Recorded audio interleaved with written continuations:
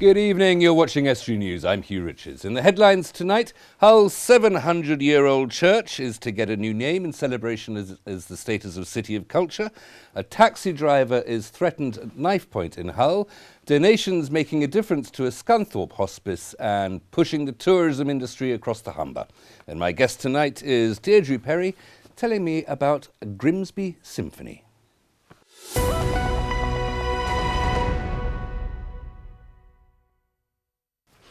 Hull's Holy Trinity Church is to be renamed to celebrate the city's year as UK City of Culture.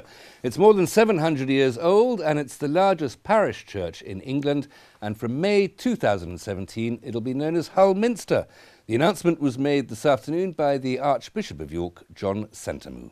I came here to the launch of the appeal and I suddenly realised Holy Trinity Church in Hull is the biggest parish church in the whole of England. So it needs to be recognised for what it is. Not only just the size, but the architecture, the glass, and the fact that 2017 is a year of culture. Somehow the Church of England has to say something about this wonderful city of culture. And so you create another cultural inheritance, which is of great beauty. So we are enhancing something which is already wonderful. 3 teenagers have been arrested in connection with the knife-point robbery of a taxi driver in Hull. The incident happened in the early hours of Sunday morning after the driver picked up 3 men from an address in Anlaby Road.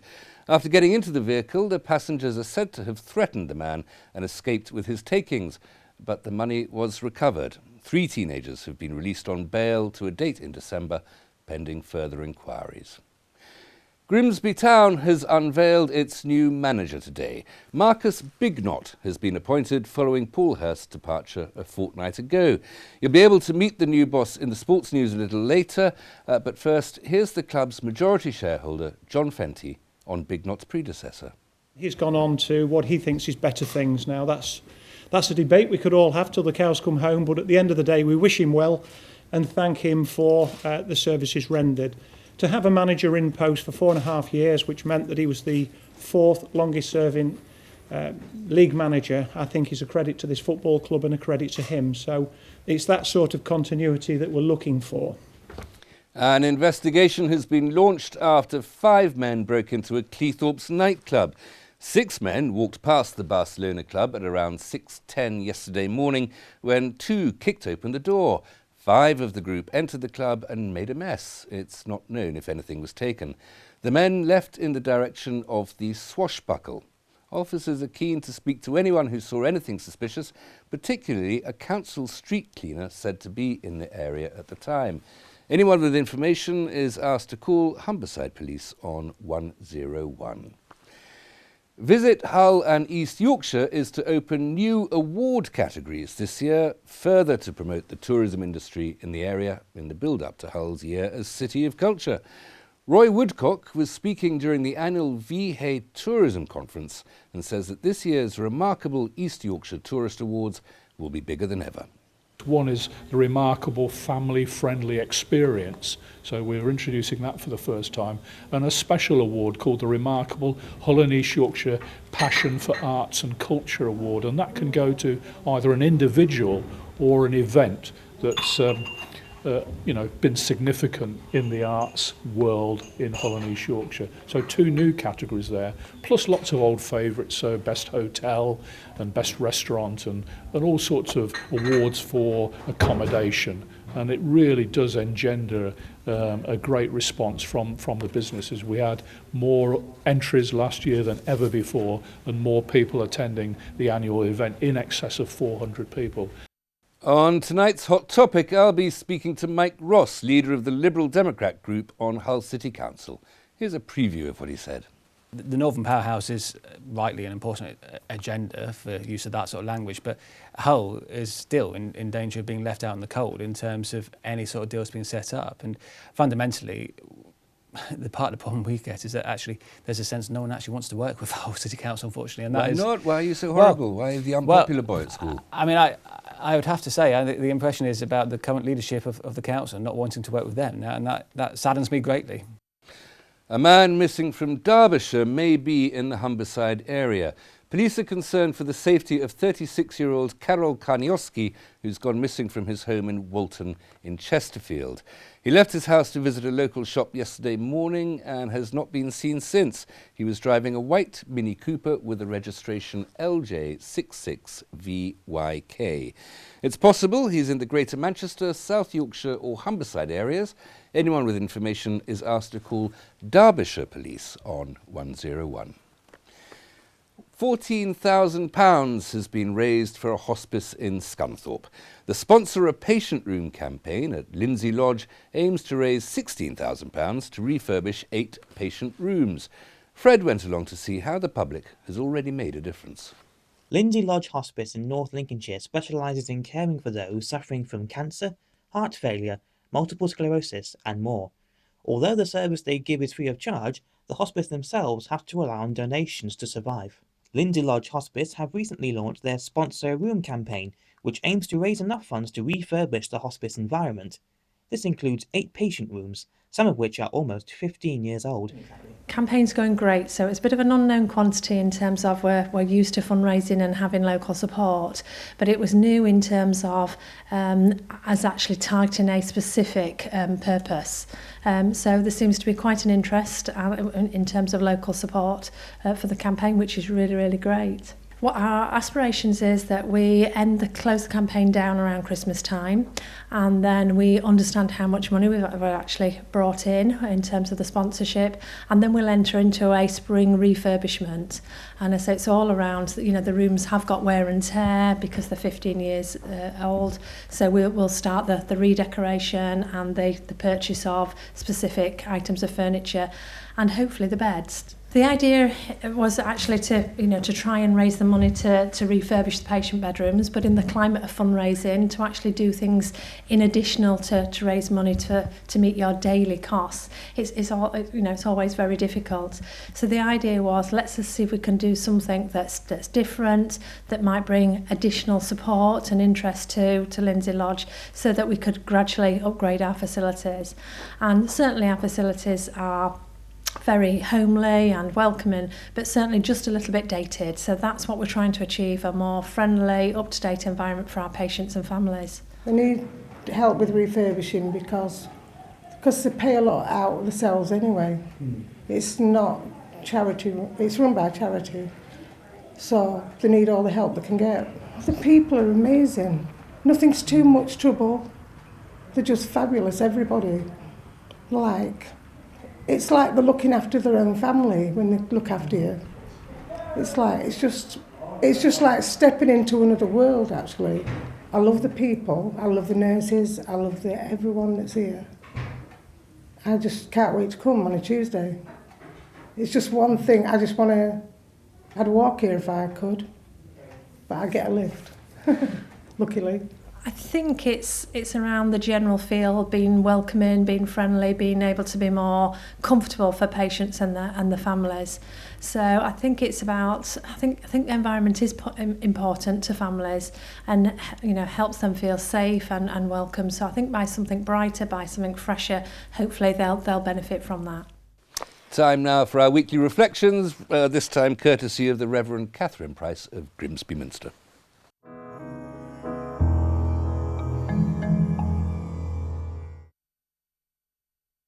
Hello. I hope you've enjoyed a fun and safe bonfire weekend. As a child, bonfire night was my favourite celebration.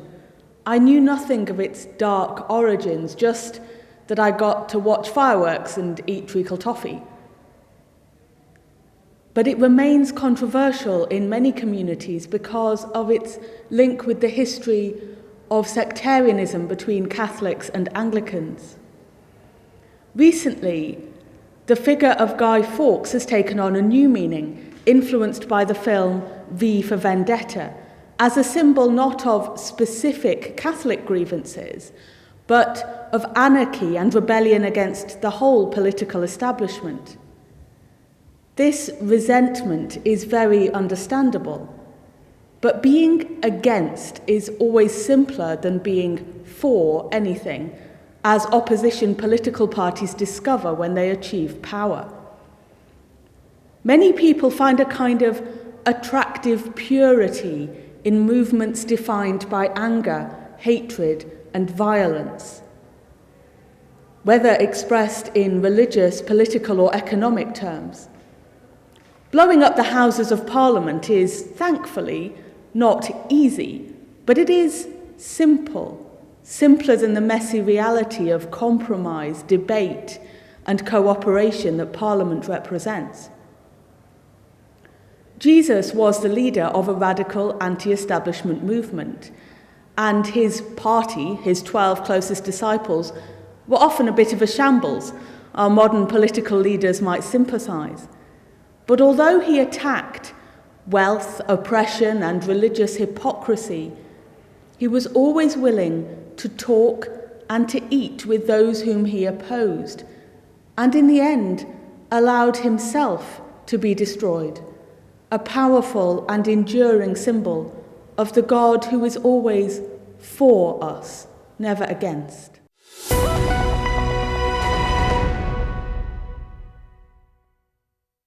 Join me after the break for all the latest sporting action, courtesy of me, and I'll be talking to Deirdre Perry about celebrating the musical legacy of Geoffrey Babb.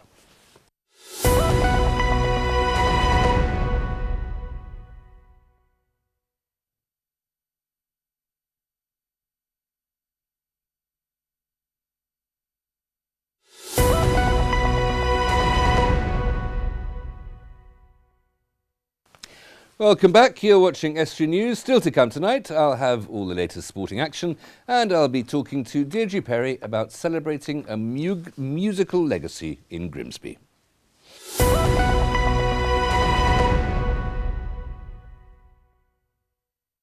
East Riding Council has praised the important contribution of its apprentices. Currently, 40 apprentices work across the range of council services and in schools, helping to deliver services with the potential to shape the future of local government.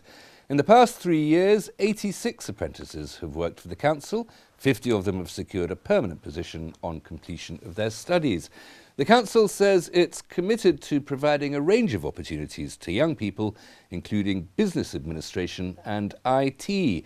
Further information about apprenticeship vacancies at the council can be found at www.eastriding.gov.uk/jobs.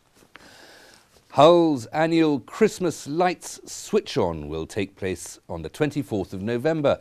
The lights go on at the Rose Bowl fountain near Queen's Gardens at 7 p.m, with the Lord Mayor of Hull and Admiral of the Humber, Councillor Sean Chater, pushing the button at 7:30, along with Hull FC's Kirk Yeaman and 2016's Man of Steel Danny Horton.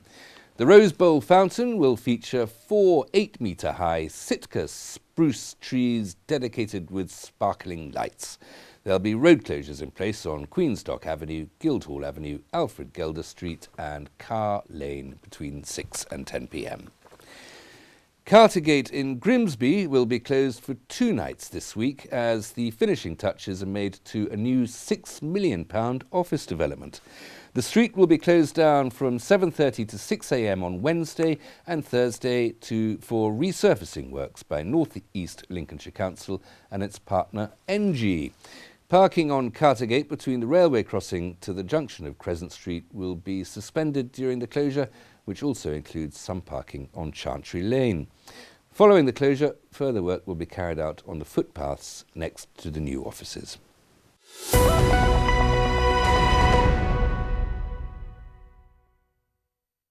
Later this month, there'll be a concert in Grimsby celebrating the musical legacy of Geoffrey Babb. And I'm joined now by Deirdre Perry, Chair of the Grimsby Symphony Orchestra, to tell me more. Deirdre, many thanks for coming in. Welcome. My pleasure. Better get the details out first. When is this concert and where? The 19th of November at the Grimsby Central Hall, 7:30 in the evening. And tickets available from the box office at Central Hall? Yes, tickets are available at £12.50, but I think virtually all of those have gone £10, and we're now opening the downstairs at £8 a ticket because there's been such a big demand. Just in case there are any seats spare, I'll give the phone numbers as well: 01472 355 025 or www.grimsbycentralhall, all one word.org. I think you're going to have a packed house, Yes, whatever I think we happens. possibly are, yes. Before I ask about Geoffrey Babb, who's playing? It's a combination of the Grimsby Symphony Orchestra, augmented by past members of the Grimsby, Cleethorpes and District Youth Orchestra and the players from Wintringham School and the Grimsby Bar Choir. Okay, so that's a lot of players. It's all, yes. departments there. And before, again, we go, because there's history there, but what sort of things are on the bill of fare? What can It's a typical last night of the proms type concert. In the first half, it's the more classical and less fun, I won't say less fun, but the more serious side of the programme. We're playing Walton's Crown Imperial Overture and Elgar's Froissart. Both of those will be conducted by Susan Grant.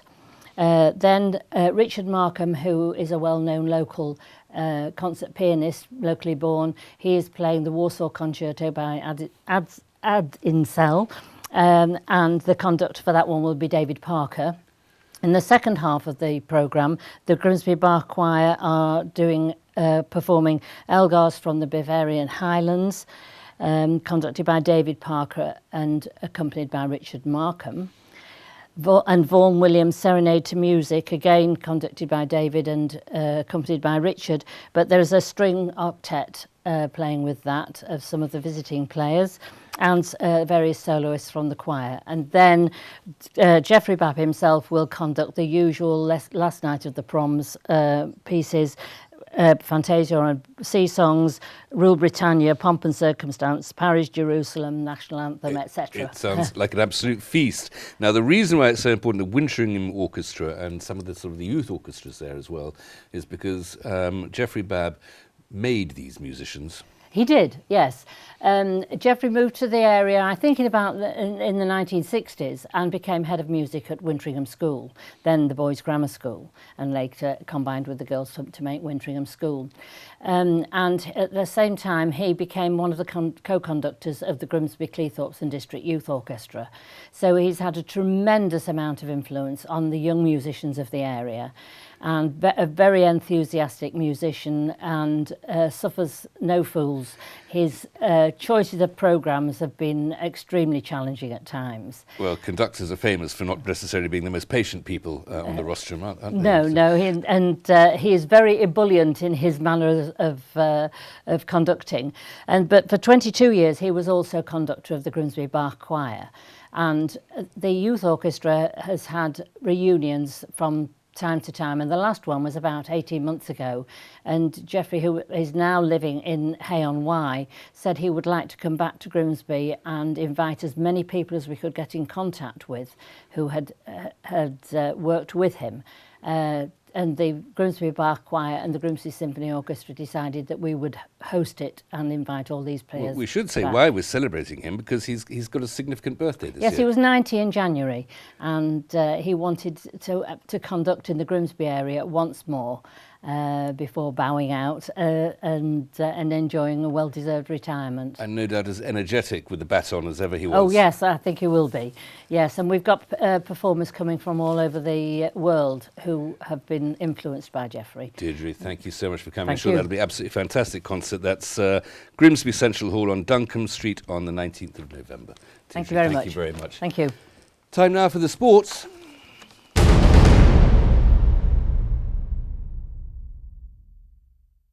As you've been hearing, Grimsby Town have unveiled their new manager today. They brought in Marcus Bignot from National League side Solihull Moors on a 6-month rolling contract. There was a press conference at Blundell Park this morning to unveil the new boss, and Bignot explained how the last couple of days have gone. Today's going to be an important day in terms of sitting down, meeting the staff and putting in place the week. I think out of respect and this weekend I've had to concentrate on my previous job. They had a big FA Cup game on Saturday, the biggest game in the club's history, and my focus was on that. On the field, Saturday saw Dave Moore take charge of his second and final game in temporary charge as the Mariners lost 1-0 at Bolton in the FA Cup. Elsewhere in the same competition, Scunthorpe United went down 3-1 at Charlton Athletic, while Hull City pulled off something of a surprise victory against Southampton. Despite a poor showing, Robert Snodgrass and Michael Dawson turned the game on its head in a 2-minute burst, scoring both the Tigers' goals. The Saints had been in the lead since early on when Charlie Austin converted a penalty. The result was marred by two serious injuries sustained by two City forwards. Both Abel Hernandez and Will Keane were forced off in the first half. There's always that sort of sense of, here we go, deja vu's around the corner again, and to be honest, losing the two players like we did forced our hand a little bit into putting Snodgrass out there and Bakani out there who haven't done really much work leading up to this game. So it was a risk to start them. And it certainly felt a risk just to put them on at that moment in time. But credit to the both, you know, they showed the qualities, they showed the professionalism really, and rose to the occasion. And it was an all-round, hard-fought performance, but the rewards were great. And finally on football for now, North Ferriby United lifted themselves off the bottom of the National League on Saturday. They drew 0-0 with Wrexham in a repeat of the 2015 FA Trophy final. Rugby now, and reports in Australia today suggest that Hull FC's Frank Pritchard has left the club and returned to the NRL. He's reportedly signed for the Parramatta Eels on a one-year deal, just a season into his time at the Black or Whites. Meanwhile, pre-season training has begun today for the Hull Kingston Rovers players. They reported back to the Lightstream Stadium this morning. And remember to tune in tomorrow night to see the highlights of some of our local rugby union fixtures from the weekend. And that's all for the sports.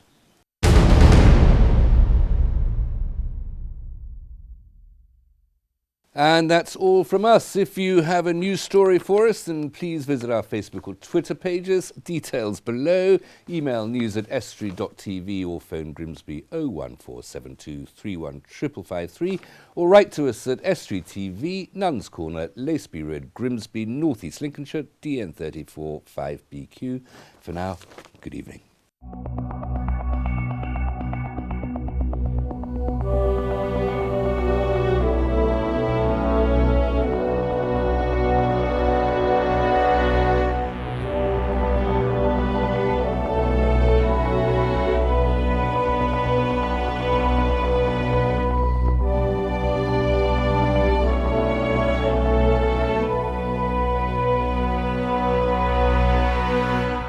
With university courses on your doorstep, there's lots of reasons to study at the University Centre Grimsby.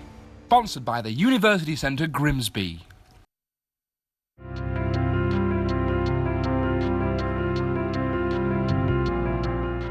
Hello and welcome to Estuary TV's weather. Tonight is generally rather cloudy, although there could be the odd clear spell. Most places remaining dry though, with the odd spot of drizzle across the hills.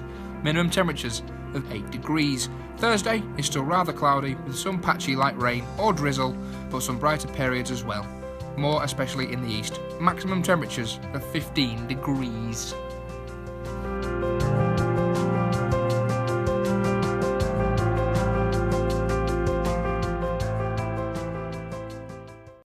With university courses on your doorstep, there's lots of reasons to study at the University Centre Grimsby. Sponsored by the University Centre Grimsby.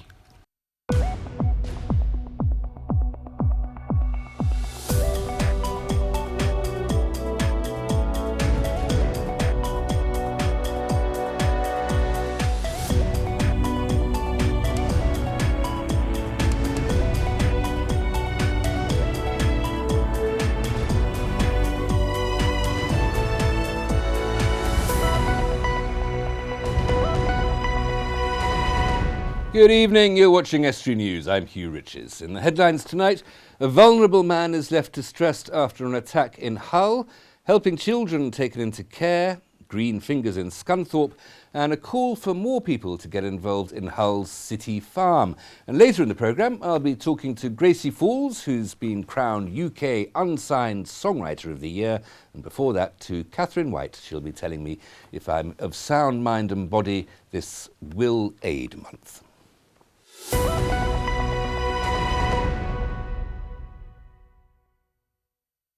Police are appealing for witnesses after a teenager was struck by a vehicle as he crossed the road with a friend in Scunthorpe. The incident happened at 4:30 p.m. on the 31st of October as the pair walked across Church Lane near Newlands Avenue. The boy's friend was ahead of him when a silver Jeep-type vehicle hit his elbow, knocking him to the pavement. He received treatment at Scunthorpe Hospital for bruising and swelling. The driver of the vehicle is described as a white woman in her 60s. She didn't stop at the scene and police would like to trace her or any other witnesses. Police are investigating an incident after a vulnerable man was forced to part with his cash at a property in Hull. It happened around midday on the 5th of November at an address on Ellaby Grove when the 67-year-old victim answered the door to two unknown men. The men, who spoke with Irish accents, offered the victim some watches to buy. When he answered the door, he declined, saying he didn't have any money. The two men then coerced the victim to go with them to a nearby cash point machine where he withdrew some cash and handed it over before being returned to his home address. The man wasn't harmed in the incident, but he has been left feeling distressed. The Bishop of Hull says renaming Holy Trinity Church as Hull Minster should draw people in like a magnet. The Right Reverend Alison White has been in post for 16 months since being consecrated as the UK's second female bishop. And she says she's enjoying seeing Hull develop towards being City of Culture next year. It is just the most fabulous time to be the Bishop of Hull. You cannot imagine a better time to come here to this great place at a time when we're really finding our voice, making our name, getting all geared up for City of Culture for next year. And my goodness, we've been given the gift of Holy Trinity being turned into a minster. It is just wonderful. North East Lincolnshire will benefit from a £6.8 million government investment in a charity that aims to reduce the number of children taken into care. The Department of Education has awarded the charity Pause the money to expand the work to North East Lincolnshire and other parts of the country. The charity works with women who've experienced or are at risk of repeated pregnancies that result in children needing to be removed from their care. The aim is to prevent the damaging consequences of thousands more children being taken into care every year. The investment will see the practice open in North East Lincolnshire in 2017. A Hull charity is appealing for more people to come forward and get involved with a city farm. Recycling Unlimited opened the facility behind the Kingston Youth Centre on Beverley Road last year to help the fight against mental ill health, combat loneliness and to encourage more people to eat from the land. Rach Carter is one of the volunteers for Hull City Farm. A lot of people don't actually know that it's here. We are actually 2 minutes from Hull City Centre. We're just off Beverley Road, and if you can hear behind me, you can't hear the street or anything. We're just tucked away in a little quiet area. So what we need to get the message out there. We need people to come in. We'd love to have some donations, whether it be seeds or tools or money or time, anything that people could offer us.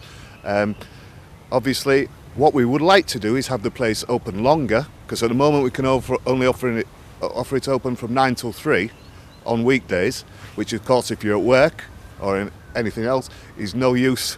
We would love to have it open at weekends, but we need to be able to pay a facilitator to do that. And 10 apprentices from British Steel and Ongo have been busy sprucing up parts of Scunthorpe today. The apprentices worked alongside Ongo caretakers to clean up Hinman Walk and to carry out a spot of gardening. Fred McNamara went along with his green fingers. For us, Ongo Homes, it's basically it helps the team, because I'm supervisor of the caretaking team. It helps us to engage more in multi-working, multi-agency working. because obviously we've got the apprentices from British Steel, our apprentices, we have community payback, we also run volunteering mentoring, which is obviously getting volunteers back into the workplace. For British Steel, we provide a placement for their apprentices to work, which I believe we've got 198, so there's a lot of days like this which we could use. And like I say, with the tenants that we have in the area, it's a built-up area, so it's great for obviously Ongo and getting the name British Steel out there, which obviously we all depend on heavily. Throughout the year we have neighbourhood pride days, which is we'll organise litter picking days amongst the community.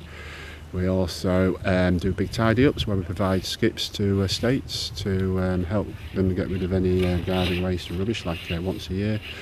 This is new this day, Apprentice Day. I'm quite hopeful because we've got quite a few sites and different variety of work for them to do. It won't be just gardening, there's a lot of different aspects to caretaking which we want to facilitate for them, and obviously it offers value for money and keeps costs down as well. We've got 2 tenants who've actually been doing all the gardening on the other side, and well, I've been to Kew Gardens and places like that, and it's very much similar to that. So by clearing all this and helping him, it's engagement, but it also gives them a bit of belief as well. People who don't live in the area be passing through and saying, you know, how much tidier it looks, and hope it stays like that, to be fair.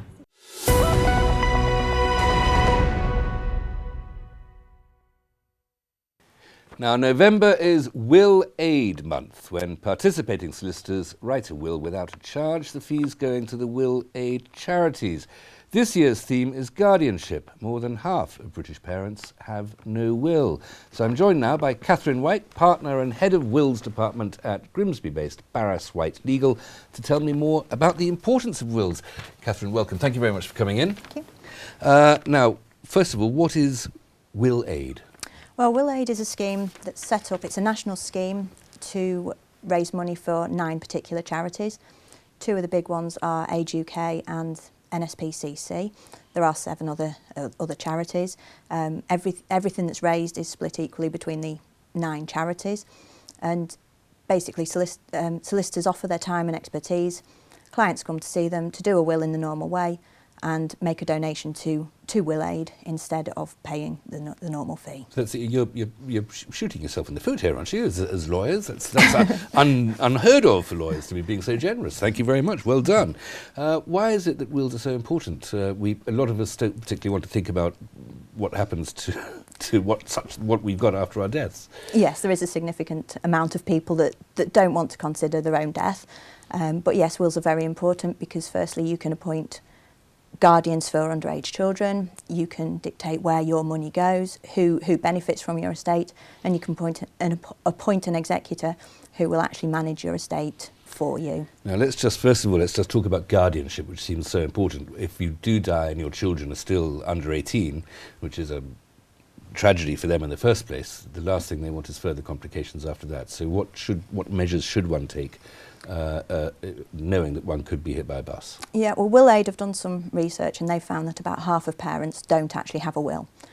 It's very easy in your will to actually appoint a guardian. If you then do die leaving a child under the age of 18, your parental responsibility will pass to that guardian.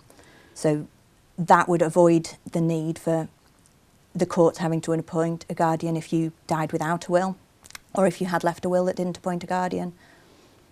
And presumably you should tell that guardian first that this has to be volunteer. It would be preferable. And also it gives you the opportunity of putting an allowance into your will, financial provision for your guardian, or directions as to how you would wish them to bring up your children, and to make sure that they could do so without being financially at a loss. Now, we all know that there is this, the legal phrasing of being of sound mind and body and all that sort of thing. I don't know if that's part of the actual formula boilerplate that you have to use, but how complicated is it to leave a will? Can you just sign a document saying, I want all my money to go to Joe Bloggs, love Hugh? No. No, it would need to be a little bit more complicated than that. It has to be in writing, it has to be dated and witnessed by at least 2 people. Other than that, there are no specific requirements other than as long as it's clear on the face of the document what your intentions are, those wishes will be followed. I have to bring this out because I remember being lectured on this once. There are phrases that people can use which have a completely different legal meaning to their usual meaning. If you say, I want to leave my personal property to Sally down the road, that's not just your favourite fountain pen and you're watching your cufflinks, is it? Potentially not. Potentially you've left her everything in your estate. Everything except land. Yeah, so if you want to leave her everything, then that's fine. I mean, we would always suggest that you get a professionally drafted will so we avoid problems like that, but just don't use the word personal property, yes. is my big point here. And of course, if people want to go and get this November will aid thing, they can just come to any solicitor's office? Or no, there's only certain solicitors that are doing it. You can find out the information on the willaid.org.uk website. And it's worth doing, even if you don't think that you have a great deal to leave, it's always worth doing anyway, especially yeah, for like a we parent. said, it's not just about the money, it's about the guardianship as well. Catherine, thank you so much. Thanks for coming in. Join me after the break when I'll be talking to, well, I'll be bringing you a roundup of the sports news, and I'll be talking to the UK's Unsigned Songwriter of the Year.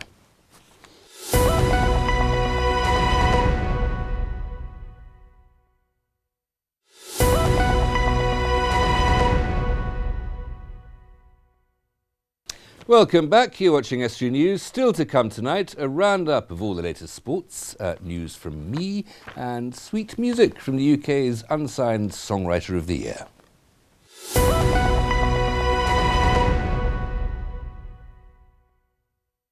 New high-tech training equipment is being used to put the skills of maternity teams to the test during routine and emergency scenarios.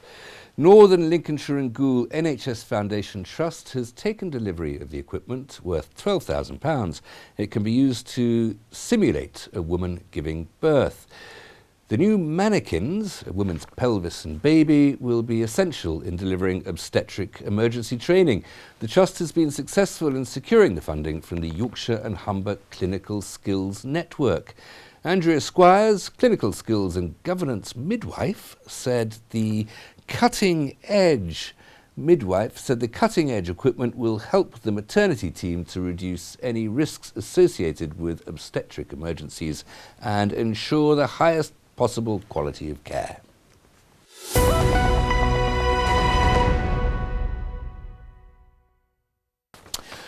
A local singer has been crowned UK Unsigned Songwriter of the Year. Bridlington's Gracie Falls won the inaugural contest recently in London. After several auditions, she was one of the final 4 and beat more than 1,000 contestants. And she joins me now. Gracie, thanks very much for coming in, and thanks for bringing your extremely lovely looking guitar. No problem. Tell me about this competition. What is the UK Unsigned competition? So it's a competition, obviously, for unsigned people like myself who write songs, you know, who love writing songs really. And it's nice because it focuses on the songwriting rather than just, you know, like an X Factor thing, like a karaoke So gig. it's your own composition, your own lyrics, Yep. You have to be a Lyrics, poet, you have music. to be a musician. Yeah, all of that. Who organised it? Martin Sutton, who runs the Songwriting Academy, and Cafe Nero, they joined forces and brought this about. And Yamaha obviously sponsored it as well. So there's a lot of high-flying people there. And the judges, are these people whose so opinion you have respect yeah, for? I guess having won it, you would. massively. So there's Martin and the people that, you know, judged the final. You have people there like Luke Floriani, who's worked with Sam Smith and Amy Winehouse, so it's quite impressive. How long have you been writing songs? Since I was about 11.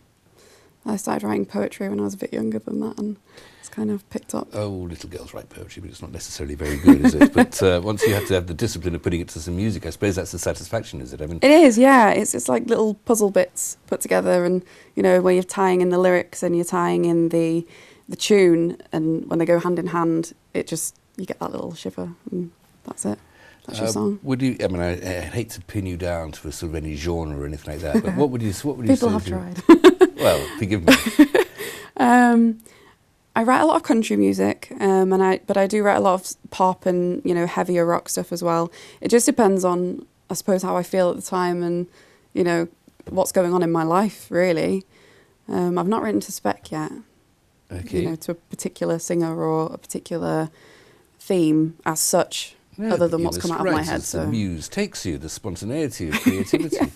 You've certainly had a success as a performer with your own work as well. I know you've toured the United States. yeah, I went with my my parents, and we went to Nashville, and we've been to about 17 other states, singing around. States. Yeah, it was a long This is- trip. well, I wonder if, I don't know, but later tonight there may be some other news coming from the United States, I don't know. Yeah. But they're thieves, aren't they, in that country?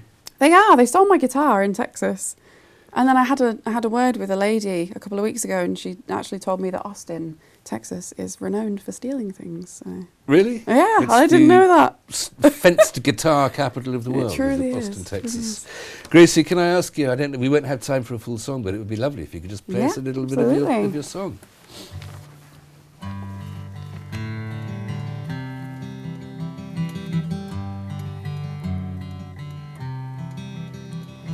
I might be unfixable, but I'm not broken. I'll stand when I can and I'll fight. I lean on my loved ones and trust in their eyes. When I've lost every glimmer of light, I can run through the storms till I'm soaked to the skin. I will crawl if I can walk, but I won't give in. And I will dance till I die. Keep my gaze towards the stars in the sky. I will hold my head up high, unashamed of my own mind. I will dance till I die. Keep my gaze towards the stars in my sky. I will hold my head up high when I can, and I'll find a safe place to land.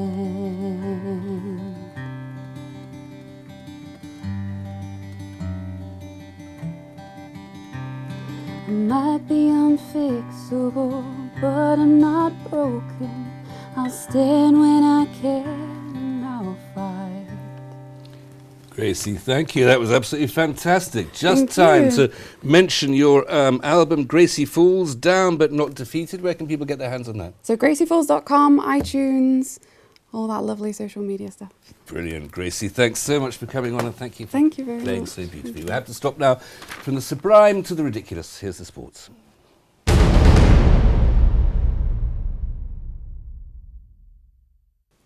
Grimsby Town's new boss has taken training for the first time today and says he feels like his new job is more than just a job. Marcus Bignot was officially announced as the new Mariners manager yesterday and says there's a lot more to taking charge of the club than just the 3 points. It just didn't feel like it was a job. It felt like there was a project here to be done, and that really interests me as well. Obviously, like I said, the most important thing is the 3 points on the Saturday afternoon, but there's so much that goes on beyond that to make it work on the pitch. You can't have on the pitch success without having the off the pitch infrastructure, and it's got to go hand in hand. And there'll be time to times. I mean, season ticket sales remarkable, the away support, but you're getting that balance now on and off the pitch. And like I said, long may it continue. Meanwhile, the Mariners are in action tomorrow under their new boss for the first time. They host Sheffield United in the Checkatrade Trophy at Blundell Park. Scunthorpe United are back in action sooner than that, though. They're at Cambridge United in the same competition this evening. Elsewhere, Hull City's top goal scorer from last season, Abel Hernandez, will be out of action for a month. The Uruguay international injured his groin in Sunday's win over Southampton. The extent of fellow striker Will Keane's injury is not yet known. Meanwhile, Mike Phelan has been praising the man who replaced Keane in that game. Robert Snodgrass had himself been out injured but returned to the substitute bench 48 hours ago, only to come on and make a big impact. Most football clubs have, a player or 2 or 3 players who can produce something that's a little bit different to everybody else. He's one of them. Like I said, at the start of the game he wasn't ready. You know, it was a big risk as to whether he could get through a game. Maybe we looked at 30 minutes, that would be something for him. But he managed to find everything that's required of a good player, and he showed his quality. Hull Kingston Rovers' new coach Tim Sheen says he's pleased with his squad after their first day of training. The Australian World Cup winner says he got a good response from his players and staff during his first session with the new squad. On to Rugby Union now, and in National League 1, Hull Ionians lost 24-18 at home to Plymouth Albion, while in North 3, Hull RUFC beat Morley 26-5. Elsewhere, Scunthorpe lost 52-5 at Sale. Meanwhile, in Yorkshire 1, Hellensians suffered a narrow 21-25 home loss to Old Broadleians. Josh Langford went over for the first of his 2 tries to open the Hellensians try count. This was before scrum half Andy Krebs crossed the whitewash to round off the scoring for the home side, putting them 21-17 up. But it wasn't to be, as a try 2 minutes from time sealed the win for the visitors.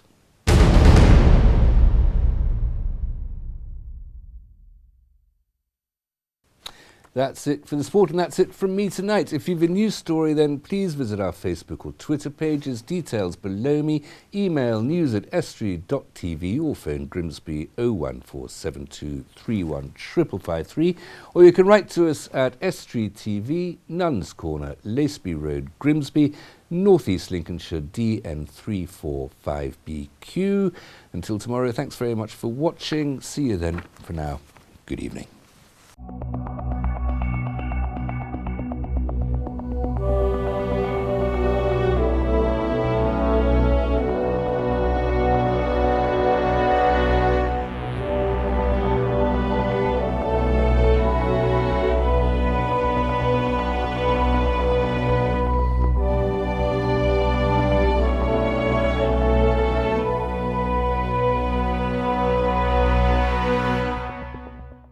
With university courses on your doorstep, there's lots of reasons to study at the University Centre Grimsby. Sponsored by the University Centre Grimsby.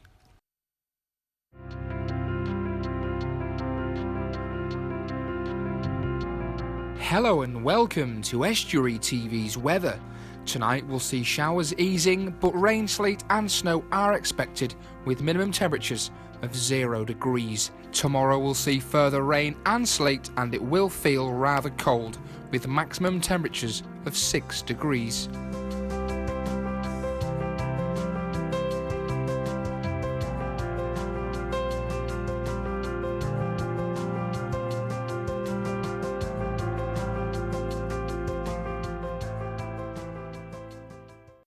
With university courses on your doorstep, there's lots of reasons to study at the University Centre Grimsby.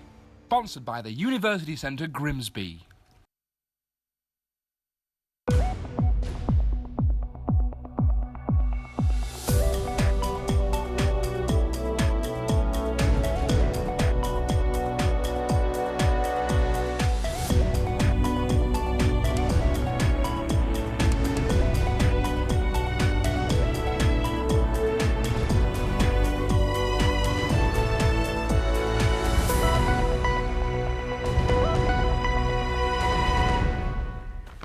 Good evening, you're watching Estuary News. I'm Hugh Richards. In the headlines tonight, 2 men are assaulted in Grimsby, urgent care services in East Yorkshire, and opening the doors to a homelessness service in Grimsby. And later in the programme, a spot of Christmas cheer with Mick Enright. And before that, Anne Winslow tells me about her day of empowerment for women.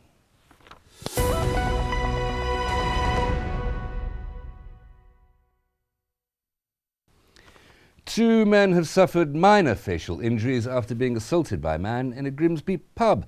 The assault happened in Chambers in the early hours of this morning when the first victim, a 20-year-old man, was walking towards the exit and he was assaulted. A 26-year-old man intervened and was also assaulted. Officers investigating the incident are keen to speak to a man captured in a CCTV image. A new power station for Cottingham is key to power, and it's next to a wave of houses, according to one of the village's councillors. East Riding councillor Ross Jump says the new site, which will be next to the Creek Bank substation, will be fully operational within the next 18 months. Cottingham alone is getting 1,000 houses, and throughout the country more houses are being built. It's going to be gas fed and also well camouflaged, because I know it's in the countryside and it's next to Craigbeck, which is not an object of beauty, but it needs to be camouflaged so it isn't a blot on the landscape. And once we give the trees or the landscaping time to grow, it should look reasonably okay. Fraud against the NHS will not be tolerated. That's the message from a local hospital trust. Northern Lincolnshire and Goole NHS Foundation Trust has issued the warning as part of November's Fraud Awareness Week, which runs from the 13th to the 19th of November. NHS fraud includes patients attempting to avoid paying prescription charges that they owe by false claims, and staff claiming pay for shifts they didn't work. The Trust's local counter-fraud specialist, Nikki Foley, said the Trust is absolutely committed to ensuring that the public funds of the NHS are spent on caring for patients and not diverted into fraudsters' pockets. The NHS Fraud and Corruption Reporting line is 0800 028 4060. A homelessness service in Grimsby is running a lodging system for young people. Doorstep provides a range of care and accommodation for people up to the age of 18, but it's also calling on volunteers to offer their support for young people who may have nowhere to sleep, wash or eat. We offer elements of service to really suit everybody's needs. We have the floating support service, and they are, again, for the young people who don't necessarily need accommodating. They just need to be helped to find either their own accommodation, sort out benefits, or all sorts of things, employment training, even support in their own property. We can offer that.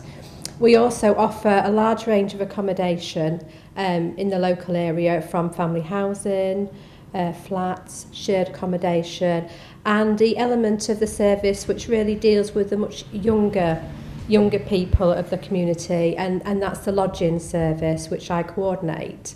And that's really aimed between sort of 16 and 21, but we usually have them between 16 and 18. You know, we get young people still at school coming through our service. Often they are, still at school, 15, they've had breakdowns of relationships with their parents or their guardians, or they get sort of like thrown out of home and they have nowhere to go. In that situation, we can offer a night stop service, which we are always looking for volunteers to be able to offer a safe bed and a safe home just for the night, to offer a hot meal, a shower. These situations are very, very sort of prevalent in this locality currently. So that service is an amazing service. I've had young people just come in night stop for a couple of nights. It's given the family situation a respite, and then they've been able to go home. It's been brilliant, to be honest. Joel has been the most helpfulest person around Doorstep, through lodgings and just through all of Doorstep. She's been there for me when I needed her, even if I needed food and I was skint and I haven't had any money, with my benefits being up and down. Joel has been there to help me. And lodgings is one of the bestest places you can be. I've been in 2 lodges. I mean, one of the lodgers who I'm with now is just brilliant. And you couldn't ask for more from Doorstep than you can. We don't say no to really anything. We can offer support on so many areas of everyone's life, from accessing training, employment, even down to initially when young people come to us, sorting out bank accounts, getting them birth certificates, getting them, clothes. Some young people come to us, they've got the clothes they stood up in and they've not been washed. So we can access different funds you know, to make sure that we can get them, you know, clean and comfortable, warm, fed and housed in a safe, secure environment. Just the help and coming in here anytime you want to actually talk to them. It's helped me the most to talk to Jolie as through the year and a half I've been here. I've got to know them all, and it's just nice to come have a cup of tea with them and have a little chat. More than 200 people attended a drop-in event on Monday on the future of urgent care services in East Yorkshire. Led by NHS East Riding Clinical Commissioning Group in Bridlington, it gave members of the public the opportunity to speak with CCG staff. Under the current plans, the 6 minor injury units across the East Riding will be replaced by 2 or 3 urgent care centres. The consultation runs until the 17th of January. The public can complete a questionnaire online at www.eastridingofyorkshireccg, that's all one word, .nhs.uk/urgent care, also all one word. 8 further drop-in events will take place between now and December. Ferrons Way in Hull will be closed for 3 days later this month. Hull City Council will work on the roads which are now only partially closed. The work will take place from the 27th of November. A new pedestrian crossing will be installed and traffic lights replaced. The council says this work is an essential part of the improvements currently being carried out at Ferrons Way and means the road will be completed in time for Hull 2017.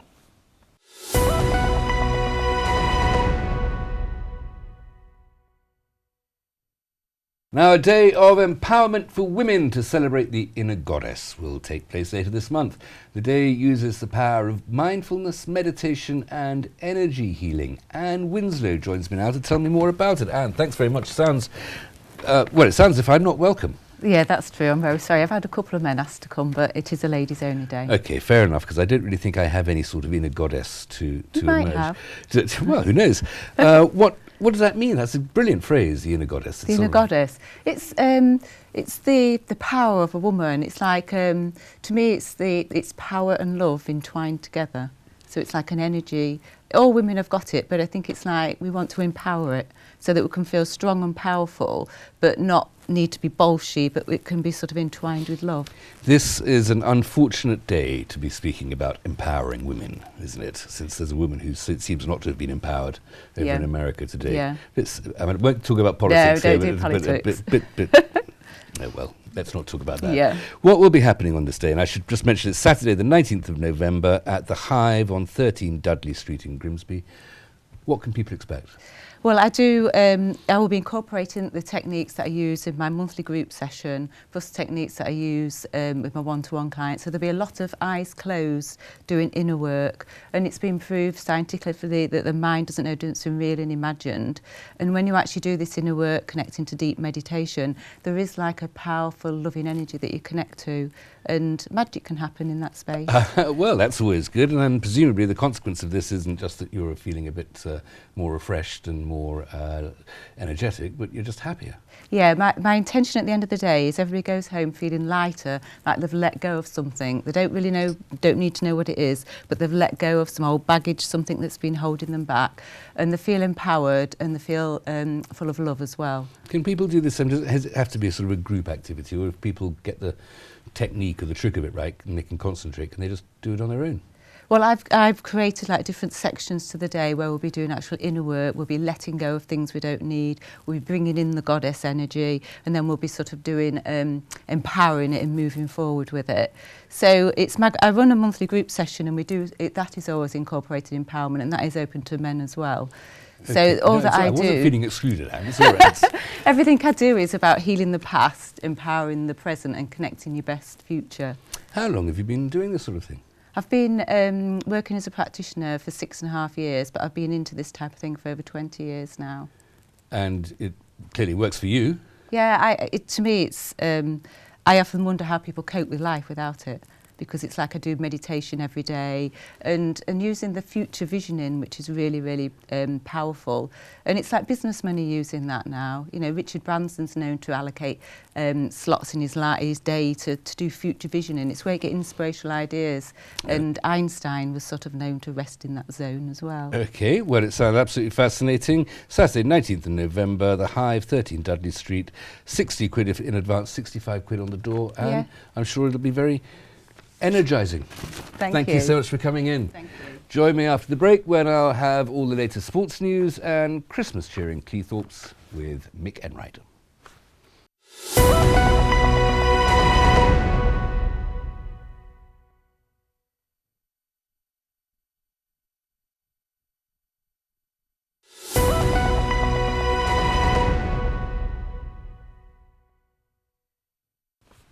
Welcome back. You're watching SG News. Still to come tonight, all the latest sporting action from me, and Mick Enright tells us about Christmas cheer in Cleethorpes.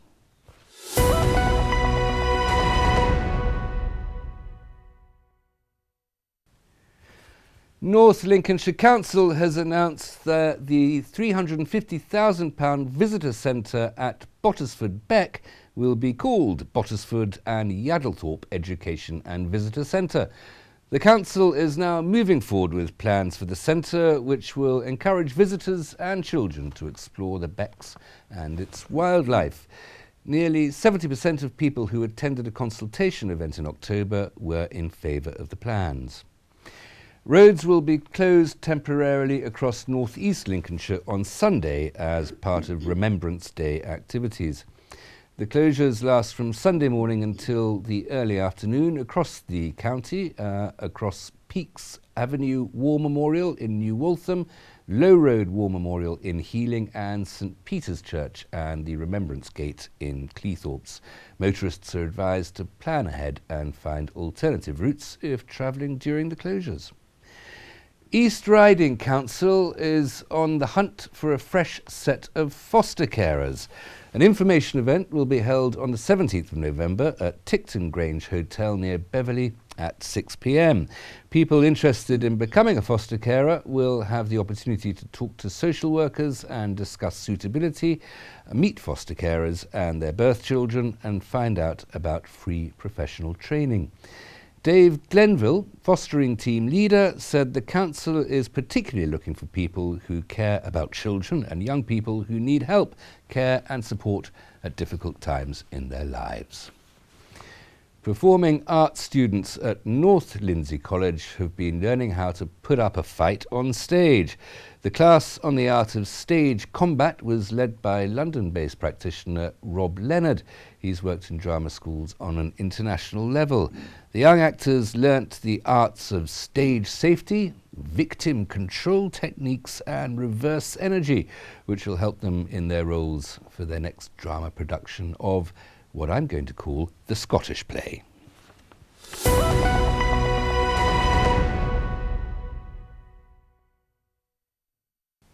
The festive season starts on the shores of Cleethorpes this weekend with a Christmas fair, complete with 40 different stalls, mulled wine and Santa's Grotto. And to tell me more about it, I'm joined by the event organiser, Mick Enright. Mick, welcome back. Good to see you here again. And you. Nice to be here.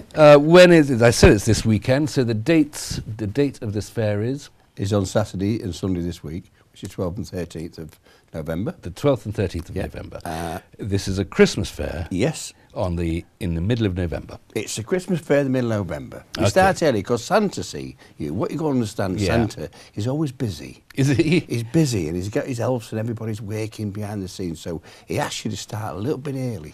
So when Santa said to me, will you start a bit early, Mick? I said, yes, I will, Santa. And all the kids out there will be watching and waiting for Santa, but he's going to pop along.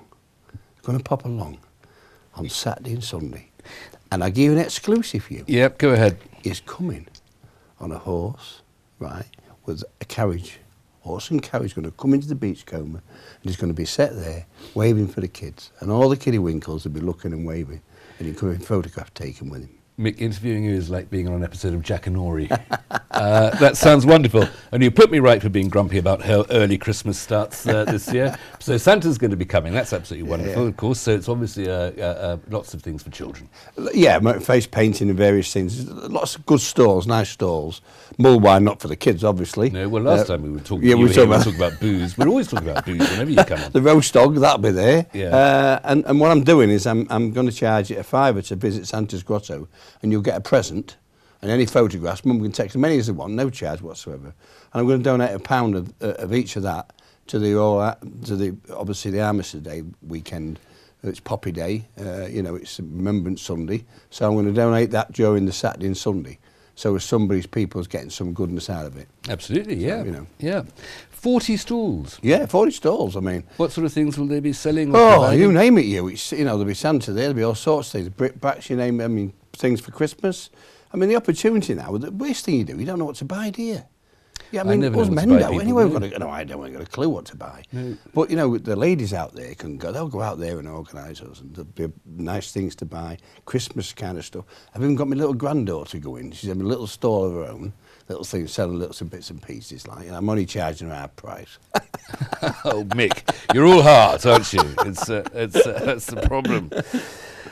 So 40 stalls, there's going to be presumably entertainment as well. We've got Santa. Got Santa, there'll be Christmas music going on. And mulled wine is important, especially if it's cold. In fact, you don't need the excuse of Christmas or a fair for the mulled wine. But other sorts of entertainment going on as well? Basically, this is a new concept we're doing, a new pilot at the Beachcomber. So we're putting this in, putting the Santa in, putting the face painting in, the music in, and then because it's got 40 stalls, you're absolutely full in the main area to get something, because Santa's Grotto is going to be on the stage. I'm doing that on the stage. Oh, so it's all inside, is it? Oh, it's all inside, right. Yeah, you're not going to get wet. Okay. And Santa you can visit Santa between 1 and 3 on the Saturday and Sunday. Yeah. So it's a case of coming along, bring the kiddywinkles along, let them enjoy Santa, let them enjoy what it's about, and don't forget you. Let them bring the little letters in, so when they put to Santa, so Santa can take them away and have a look and see what they want. Well, you say that, Mick, but this is Grimsby and Cleethorpes. Quite a lot of the children will have been bad. Oh, there's not such thing at Christmas. There's no badness at Christmas here. We would say it's happiness. There's no naughty steps, they're all taken away. And we say to the kiddywinkles out there, it's your little... Imagine a little of that little thing of the night. Look in there and... Has he been? Has he been? Has Santa been? Oh, Mick, you bring a tear to my eye. You really do. What else are you doing? Running up to Christmas? You're sorting out the Christmas fair. More than a month before Christmas, I had. Yeah, the Christmas fair is the finale for the year. Yeah. We're chilling out then, and we're looking obviously for next year, which there's all sorts of things. The biggest thing I think we'll be doing next year is doing a tattoo exhibition at Beachcomber next April. Body art.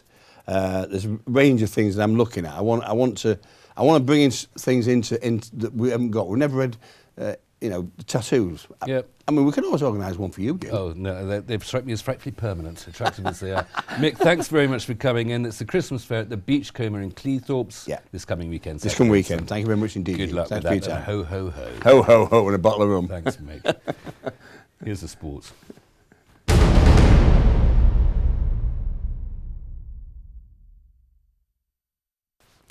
New Grimsby Town manager Marcus Bignott takes charge of a Football League team for the first time tonight. The Mariners welcome Sheffield United to Blundell Park this evening in the Checkatrade Trophy, which will give the former Solihull Moors boss his first chance to see his players in action.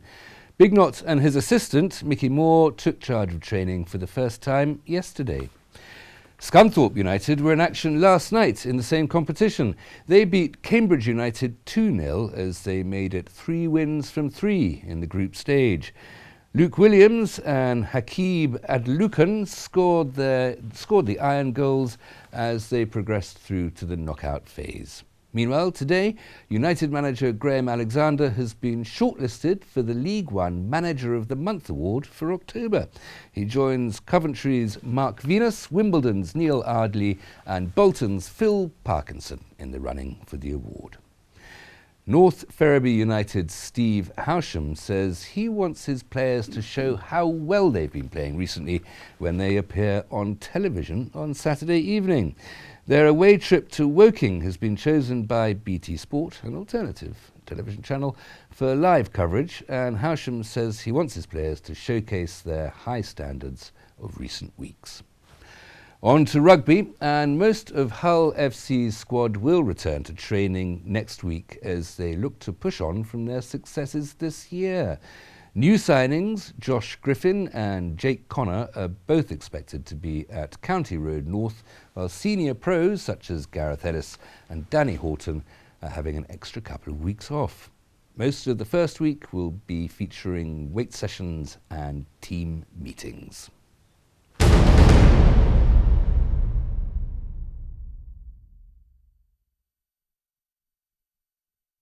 That's it for tonight, but worth reminding people that there is that Empowerment for Women Day on Saturday the 19th of November at the Hive, 13 Dudley Street in Grimsby. If you want to get in touch, Anne at quest-therapies.com. That's the email to use there. And the Christmas fair this coming Saturday and Sunday at the Beachcomber in Cleethorpes. And if you have a news story, then please visit Facebook or Twitter pages, email news at estuary.tv, details here, phone Grimsby 01472 31553, or write to us at Estuary TV, Nuns Corner, Laceby Road, Grimsby, North East Lincolnshire, DN 34 5BQ. That's all for tonight, so until tomorrow, good evening.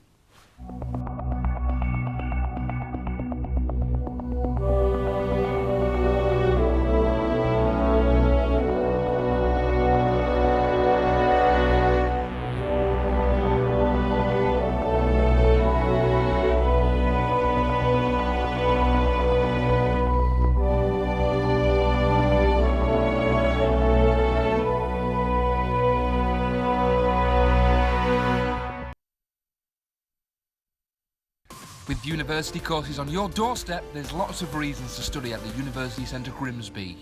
Sponsored by the University Centre Grimsby.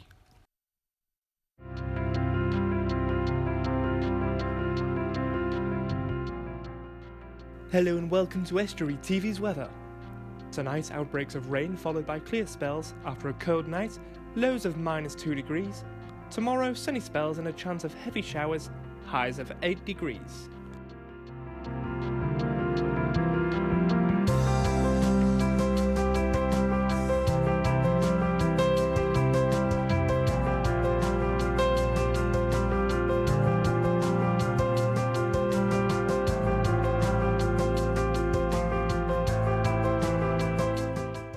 With university courses on your doorstep, there's lots of reasons to study at the University Centre Grimsby. Sponsored by the University Centre Grimsby.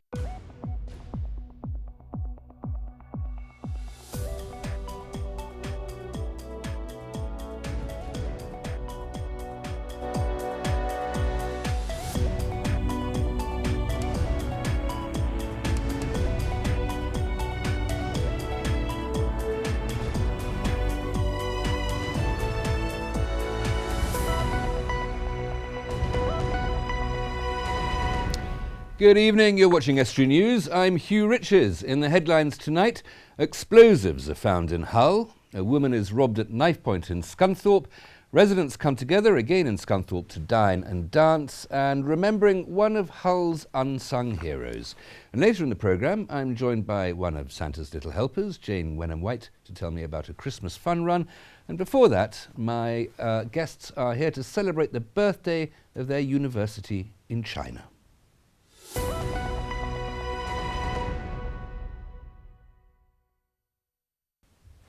A number of explosives have been found at an address in Hull. Officers from the Ministry of Defence, the MOD and Humberside Police visited a property on Hawthorne Avenue earlier today in connection with the sale of prohibited items. They were found in an industrial premises, and a 24-year-old local man has been arrested and is being questioned. Bomb disposal experts were at the scene, and the area has been cordoned off. Hull City Council says it will remove protesters from the tent city on Queen's Gardens. The council said it has found suitable accommodation for some of the protesters who came to council officials for assessment, but that the organisers of the protest have been encouraging rough sleepers to stay on the street, something the council said is unacceptable.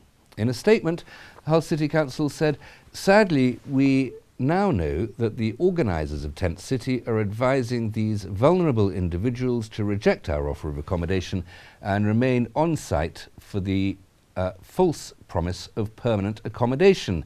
Many of these individuals have significant problems," it continues, "problems, addictions and complex needs, and it would not be in their best interest to offer them a permanent tenancy until they are ready to live independently. We will not set people up to fail," says Hull City Council. Police are appealing for witnesses after a woman was robbed at knife point in Scunthorpe. The incident happened in Cliff Gardens at about 10:45 on Monday night, when the woman was approached from behind by a man on a bike. He's said to have threatened her with a knife and demanded her handbag before riding off in the direction of Oswald Road. A 34-year-old man has been arrested in connection with the incident and released on bail pending further inquiries. Nottinghamshire police have been in Cleethorpes today as part of their investigation into a missing woman. Karen Black from Worksop in Nottinghamshire was last seen in the resort in 2006, sometime between the 9th and the 10th of November. She'd been staying in a guest house after travelling there by train. Nottinghamshire Police launched a murder inquiry in July with support from Humberside Police after a review of long-term missing person cases in Nottinghamshire. 4 men from Cleethorpes area were arrested over the summer on suspicion of murder, but all were released without charge. A new exhibition has opened in Hull telling the story of an unsung hero. Dr. Mary Murdoch was Hull's first female GP, and she played a key role in the campaign to win the vote for women.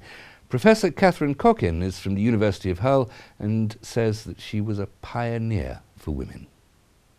I think she was really groundbreaking. So she wanted to be a doctor. That was her big passion. But when she came to Hull, she was not only a doctor. She spent all of her sort of waking hours really thinking about the people of Hull, about what could be done to improve their lives, and particularly interested in childcare. She set up a creche for working mothers. She was really sort of promoting the idea of improved housing and hygiene, and she also encouraged men to look after their children. This is very controversial. So apparently on the docks in Hull, on an upturned box, she was saying the men should spend a couple of hours every Sunday holding their babies. This was really controversial stuff at the time, but she was really thinking about medicine, healthcare, housing and politics all rolled into one.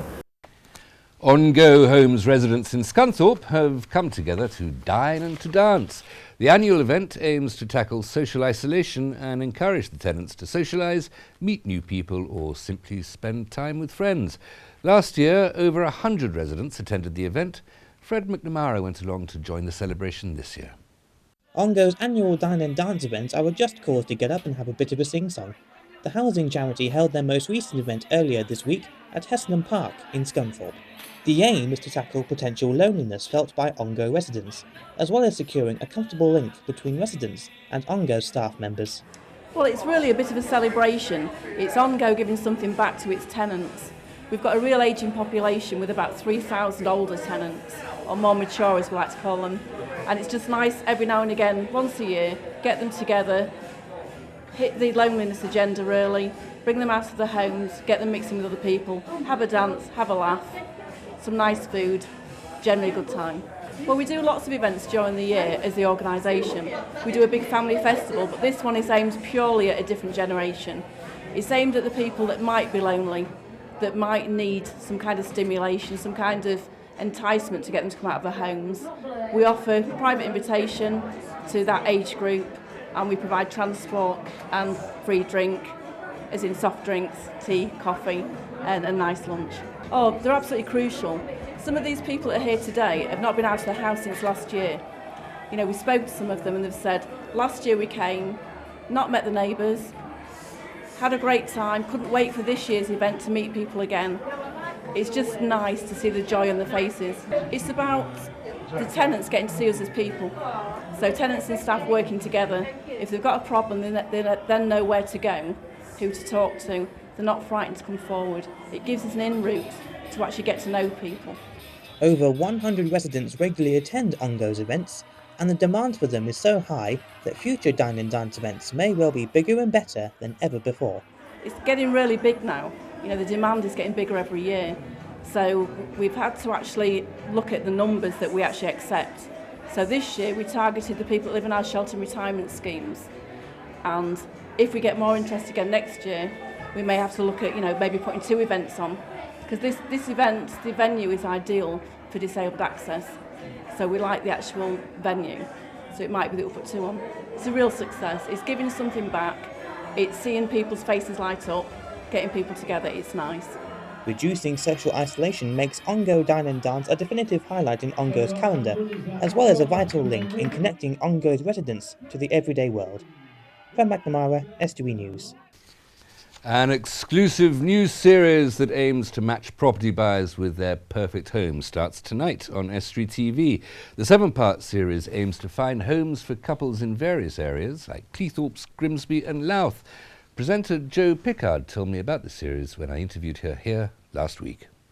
What we're doing is it's kind of twofold. First of all, we're taking buyers and we're trying to find wonderful homes for them, but also trying to highlight the local area as well. So you mentioned a few of the different places that we've been, and we're kind of really trying to highlight all of the highlights within those different towns and cities. Well,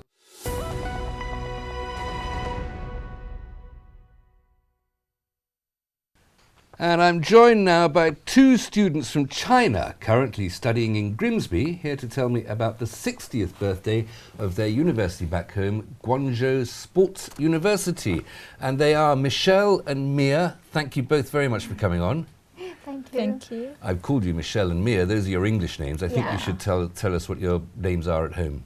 Well, my surname is Zheng, and my first name is Yun. So my name is Zheng Yun. Very nice. It's more pretty than Michelle, I think. What's your name here? My surname is Qu. Yeah, and my second name is Fang Wei. So it's Qu Fang Wei. Do you know it's like a completely different language? So you're from the Guangzhou. Guangzhou, I should explain, is the place that in English we used to call Canton. Yeah. So that's in southern China, quite close to Hong Kong. Yeah. Yeah. On the Pearl River there. And you're at the Sports University. Yeah. Are you both studying sports? No. Our major is anchoring and broadcasting, but we do sport news. I see. Yeah. Sport reporter and sport commentary. Commentary, yes. Yeah. And so you want to do you want to be that like our Dan Kemp really, and a main sports reporter or presenter for Chinese sports programs. We hope. Yeah. You hope. Okay. Yeah. All right, a little bit more elegant than Dan, perhaps. So you've come all the way to England, to the UK, and to Grimsby, and it's a great honour to have you here. Thank you. Why did you come all halfway around the world? Actually, it's my second time to be here, and the last time I went to UK, I fall in love in this place. With this place? Yeah. Or in this place as well, I don't know. None of my business. Yeah, and I think it's a good chance to practice my English and also, the broadcasting thing. Well, the broadcasting thing, which you're doing very well, and you're both proving that your English is absolutely excellent. Thank you. Mia, what do you think of being in this country? It must be very different from China. Yeah, I'm very interested in the British architecture. Yeah. Architecture? Yeah. So I want to come here and see the more cathedral. Yeah. Lincoln Cathedral and York Minster, they're pretty special, aren't they? Yes. Okay, now your university, it's a sports university, you're going to be sports reporters, it's 60 years old. Just remind me, I do know this of course, but what is the Mandarin for happy birthday? 生日快乐. 生日快乐. Yeah. Well done, I think you got that absolutely right. Thank you very much for coming in. Thanks. Join me after the break when we'll have some sports news, although from me, sadly, not from these people, and Jane Wenham-White will be pulling in on Santa's sleigh.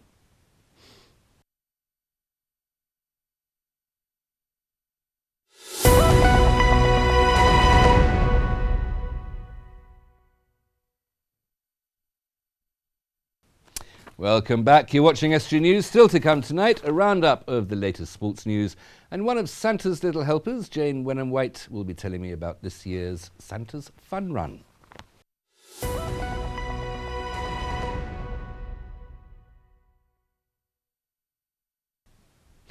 A new report from the Trussell Trust has revealed that the number of people using food banks in Hull is on the rise. Benefit changes and payment delays are being blamed for more than 2,500 emergency food packages claimed between April and September this year. Sarah Sidwell, Hull Food Bank manager, says a benefits hotline would make a huge difference to struggling families as it would help them out more quickly and efficiently. Training is offered across North East Lincolnshire to organisations who work with children and young people. North East Lincolnshire Council's lifestyle team has been commissioned to deliver the Future in Mind programme, which aims to increase knowledge and awareness of mental health and emotional well-being in the workforce. There are 10 free places for organisations working with children and young people. The training covers a range of themes, including promoting resilience, care for the most vulnerable, and developing the workforce. More information can be found by calling 01472 325 500. North Lincolnshire Council has awarded £250 to the Ouston Ferry Society. The money from the Community Grant Funding Programme will be put towards the cost of running the Smithy Museum and Heritage Centre, which the Society looks after. There are 3 strands to the Council's £500,000 Community Grant Fund: grants to individuals, community revenue grants and community capital grants. The fund was set up to help local groups.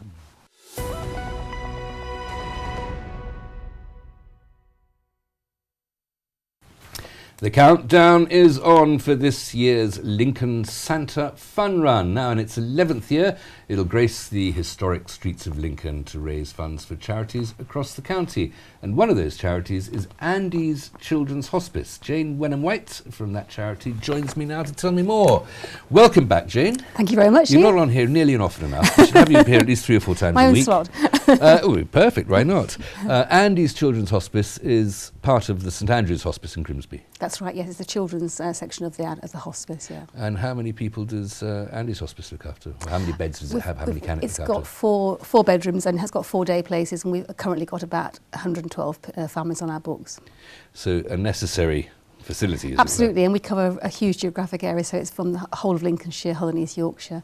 And so, you know, if we weren't there, those families wouldn't have the support that they enjoy at the moment. So worth running for. Running around Lincoln is probably an extremely good place to run because it's prettier than most places. Absolutely. How long is the run? It's only 3.5k. So it's only 3.5k? Only 3.5k. So a sort of 10-minute taxi ride, really? Absolutely, yes. Okay. Yes, absolutely. And how can people take part if they want to get sponsored? Well, it's £10 registration, and that includes a medal and a Santa suit, and you can do that online, or you can actually download the application form and complete it in the old-fashioned way. And you can collect your Santa suit from various locations or collect it actually on the day, but preferably in advance. And it's being run by Lincoln Colonial Rotary. They've been running it for 11 years now.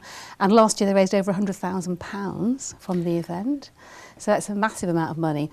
This year they're asking people to raise a minimum sponsorship of £20.16, as is 2016. Very good, yes. But clearly to raise over £100,000, they expect probably about 2,500 Santas to be actually running the race this year. So people will need to raise a little bit more than £20.16, but it's kind of affordable, isn't it? It's doable. Well, you can give that money over yourself and get a bit of sponsorship as well. Absolutely, yeah. That's and good. dogs and pushchairs apparently are welcome as well. Okay. So it's going to be quite a spectacle. It's quite a spectacle. I've seen it before, actually. So all those Santas running around the town. I get the idea that if people are being given a Santa suit in which to run, it's not necessarily the most competitive act of athletics that's ever been performed. No, it's absolutely fun, and to get people in the spirit of Christmas. And when you say a Santa suit, you're not really talking about the fool sort of sitting in a supermarket precinct. Full Santa suit. Full Santa. It's not exactly the highest of quality, but it's a full Santa suit. Okay. With a beard and the whole hat and the whole bit, you know. All right. And everybody gets a medal, even the losers. There are no losers, Hugh. Never are losers these days, are there? Well, I won't grumble about it. I'm getting very grumbly about this Christmas. I must stop it because I'm turning into a bit of an Ebenezer about it. So it's a 3.5 mile run. That takes what, about... Depends how fit you are, doesn't it? It's less than an hour, isn't it? Yes, less than getting an hour, a dog yeah. trot. It depends. I mean, some people will walk it, some people will jog it, but it's a very short, leisurely kind of activity. And the course, I think you've got a map of the course, which is probably worth showing if the camera can pick it up. It's in the centre of Lincoln, starting off just outside the lawns, sort of the back door of the castle. Yeah. And it goes round the castle, round the cathedral, round the, up towards, through, what's that called, Newgate, the Roman Arch. Yeah, and there are 2 laps actually to make up the 3.5 kilometre course in total. It's just around the historic area of Lincoln, so it's very pretty. Well, exactly. You really couldn't have a more pretty. I mean, I hope it snows, Hugh. You hope it snows, I do you? I mean, it's a bit of a risk assessment job, but I just think it'd be lovely, But it is just a beautiful walk, I guess. It is isn't lovely, yeah. There's no compulsion to actually be doing it fast. No, it's just a saunter with the dog, and the dog will be sniffing and all that. Yeah, great. Okay, you've almost tempted me to do it. This is just one of many events raising money this Christmas, as there is every Christmas. What else is St Andrews doing? Well, we've got our next event is on the 26th of November, and it's our Light Up a Life event, which takes place actually at Grimsby Minster. Light Up a Life? Yes. We actually raise funds prior to the actual service. We write to our supporters and ask them to sort of sponsor a light, to contribute to the hospice. And then if they would like to come to the service, we send out tickets to they can actually join us at the service, which is only a half-hour sort of family service at the Minster, which is lovely. Okay, I'm not sure that the church necessarily regards the brevity of a service as the best quality that it has, but it makes it a bit more tempting for families. It is, yes. And being small children, their attention span's quite low. It's just nice to have families there as opposed to it being too. Lots of people are trying to raise money. Is charity itself getting a bit competitive around Christmas these days? I mean, there are over 300 charities actually registered in Grimsby alone. So it's phenomenal. And, last year, I think charities in the UK raised £8 billion from, just That's donations. massive. Yeah, absolutely massive. So it is hugely competitive. And, as times get hard, people have only got so much money to actually give to charities. Brilliant. People can get in touch if they want to get involved. This one, the Rotary Club of Lincoln, Colonia, they're running the fun run, maybe through the hospice Lincoln as well. Santa Fun Run, if you're on www.Lincoln Santa Fun Run. Jane, good luck. Enjoy the run. Thank you very much. Thank you. Time now for the sports.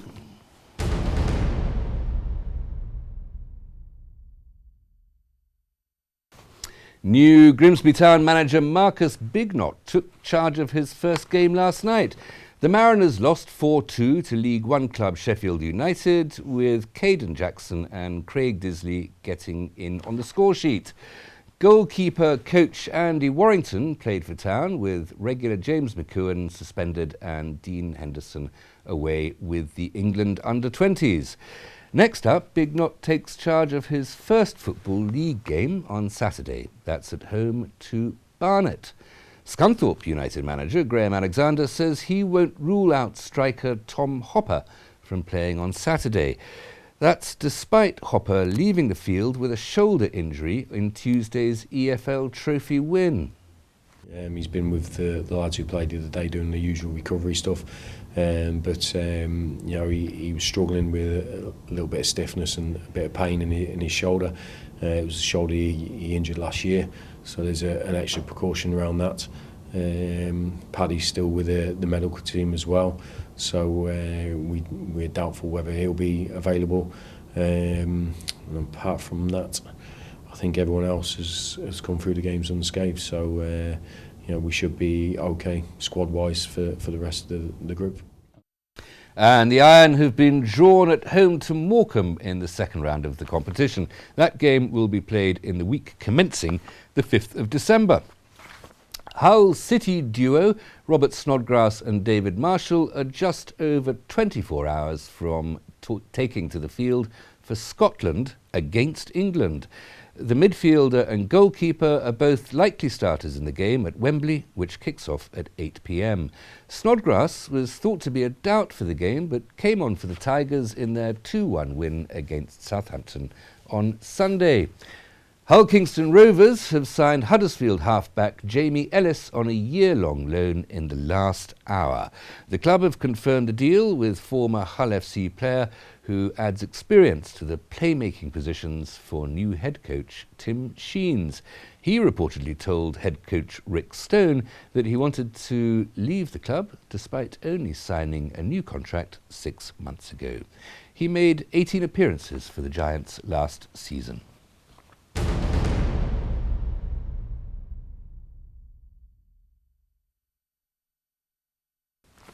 My thanks to Jane and my thanks to Michelle and Mia. Sorry, I can't say the names in Chinese. If you have a news story, then please visit our Facebook or Twitter pages, email news@estuary.tv or phone Grimsby 01472 31553. You can put pen to paper and write to Estuary TV, Nuns Corner, Laceby Road, Grimsby, North East Lincolnshire, DN 34 5BQ. And that's all for tonight. Until tomorrow, good evening.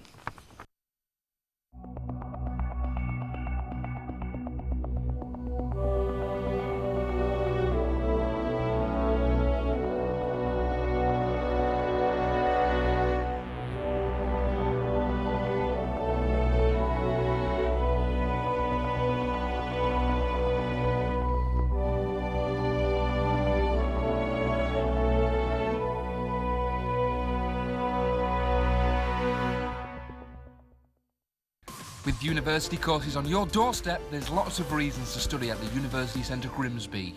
Sponsored by the University Centre Grimsby.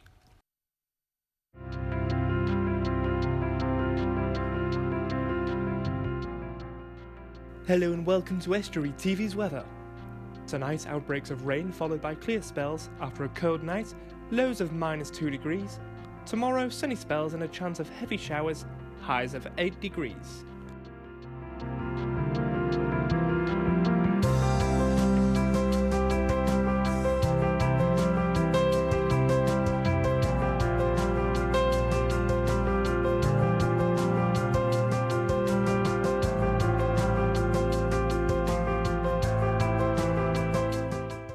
With university courses on your doorstep, there's lots of reasons to study at the University Centre Grimsby.